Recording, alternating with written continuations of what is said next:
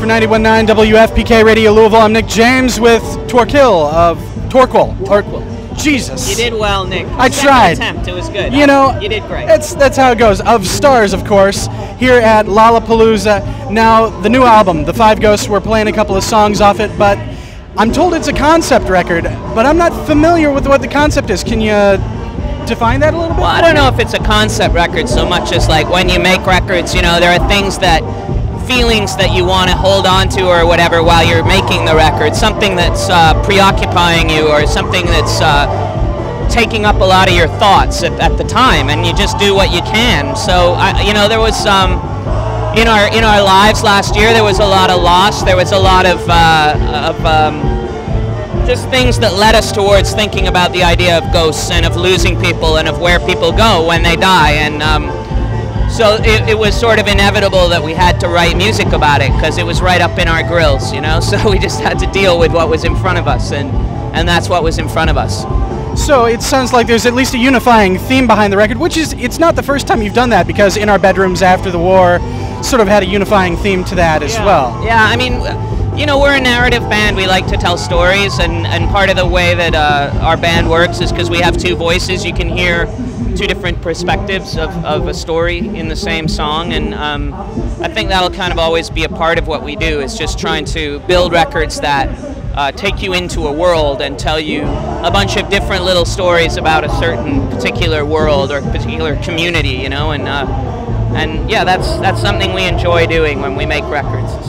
Speaking of changing worlds, you're not on the Arts and Crafts label anymore. I noticed that you and the Deers also jumped ship on the label. I was just wondering, are you happy with your new home? You know, what made the change? Well, you know, we're doing it ourselves now, and I think that what made the change really was just that we love Arts and Crafts. We have an incredible relationship with them, and they're obviously dear friends of ours, and I think we had just done a certain thing for a certain amount of time, and we wanted to see if we could do it a different way, and we started our own imprint and kind of self-financed the record and then licensed it to people and just took some more control, I guess, of what we're doing. And I think as the internet takes more and more hold of the music business, the more of a direct relationship you can have with your listeners and with the work that you do, the more responsible you are for your own stuff, the better it's going to go in a way, you know. And I think as well with Arts and Crafts, it's just like Broken is such a huge juggernaut and such a big job.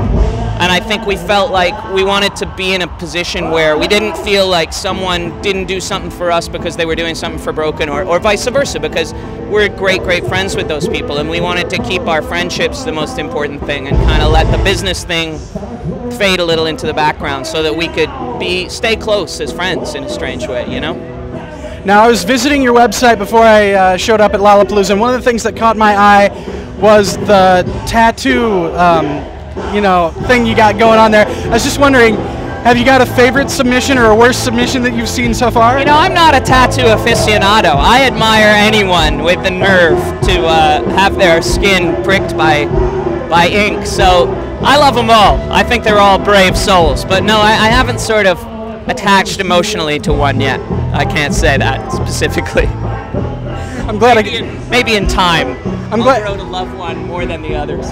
I'm glad I got a laugh out of that. That's good. Now, we just got done with your festival performance here and I was wondering, because you're coming through Louisville soon and you're going to be in a concert hall setting. And what's the difference? What can we expect differently from a concert hall performance versus a festival performance? Well, it's a big difference, you know, because I mean, there's so many differences. People aren't seeing 15 bands in one day. You know, you're not outdoors in the sunshine, and a lot of what a festival is things you can't control. So you have to give yourself over to the experience of being at a festival and just sort of play it fast and loose. And I think when we have shows, we control that world, and you know, we light that world, we decorate that world, we create that world. And when you come to see a Stars show, hopefully you really get immersed into the world of the music and of the band. And I think that's what we love about touring, is you can start to really control and shape the night and shape the way people experience the night. And so I think you can just expect a longer, better set